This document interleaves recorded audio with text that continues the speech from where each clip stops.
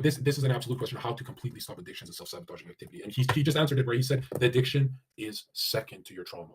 What got you addicted is what you have to unpack. And this is that circling the square and becoming a genius. When you unpack that, I don't think you're going to unpack it in a day either. I think this is like a process. No, this is going to be a long process. And it depends on the type of trauma, acute versus complex. So what's the difference from acute? Acute trauma would be one traumatic experience you have. Break up with a girl. Break up with a girl, car accident, you witness something, something violent and aggressive. Complex trauma is sexual abuse, is physical abuse growing up. You experienced it every day. Oh, so that long-term one is the real one we got to unpack. So you have to analyze, go back and look at the type of trauma you experienced, and like John said, it's secondary. Addiction is secondary to the trauma itself. And trauma is not about undoing the trauma. It's impossible to undo trauma. It's about, like I was talking about earlier, there's a split. It's impossible. Otherwise, it's not a trauma.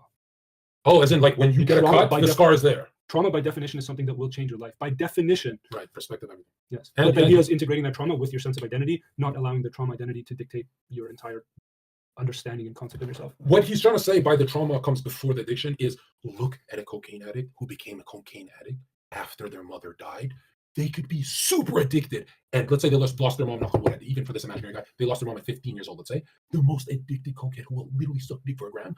You say to that cokehead on the street, you quit coke today and we'll revive your mom, and most humans would actually quit coke because it's not the addiction, it's the trauma. Right.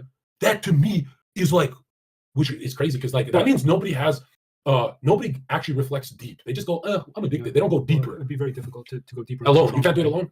Yeah. Like I said, it's impossible to do it alone. It has to be an interpersonal experience. And the example of the person who loses their mother, it doesn't even have to be physical. It's the perception of a lost mother.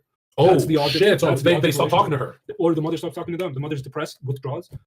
The child interprets that very differently. So it's the perception, that's the object relationship. You have the conscious relationship with the mother. Wait, is it the same crack, and then you have the same crack?